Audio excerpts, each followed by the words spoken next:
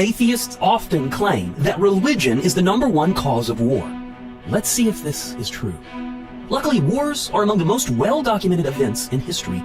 Between 3500 BCE and 2008, there were 123 major battles with religion as their prime motivation, according to the Encyclopedia of Wars.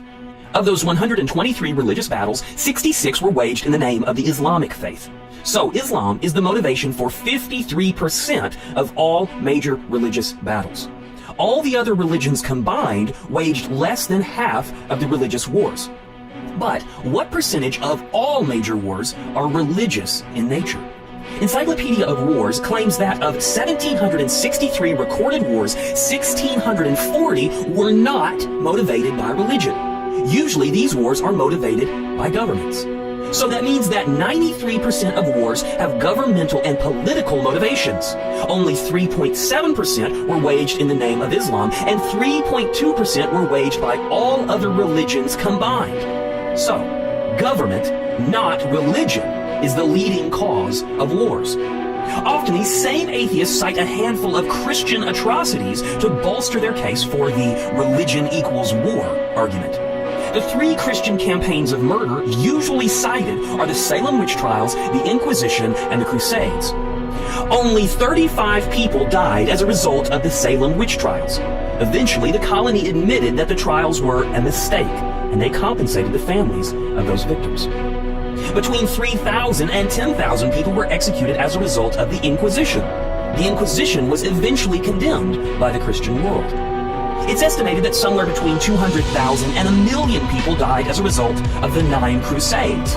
The Christian world later admitted that the Crusades did not exemplify the tenets of Christianity and has since been condemned many times over.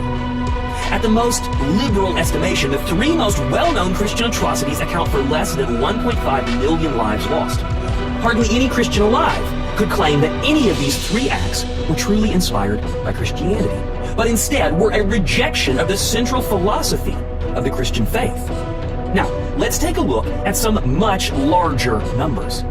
The argument that religion causes war is ironic, considering how many people have been killed by atheist or anti-religious governments. The death toll of the 20th century alone is crazy. Here is a list of the death toll inflicted by atheist or anti-religious governments in less than a 100-year time span. In the USSR, from 1917 to 1920, 30,000 people were murdered. In Vietnam, from 1953 to 56, 200,000 people were murdered. In Croatia, from 41 to 45, 359,000 people were murdered. In Indonesia, from 1967 to 66, 500,000 people were murdered.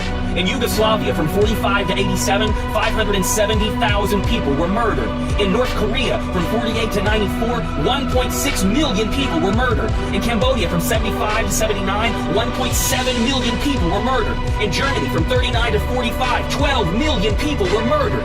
In the USSR, from 32 to 39, 15 million people were murdered. In China, from 58 to 61, and 66 to 69, and in Tibet, from 49 to 50, 78 million people were murdered by atheist or anti-religious governments. So clearly, calling religion the #1 cause of war is false.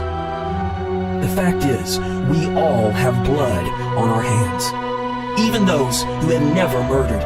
There is evil in the heart and mind of all people. All have sinned and fallen short of the glory of God. No one is righteous, not even one, which is exactly why we need a Savior so badly.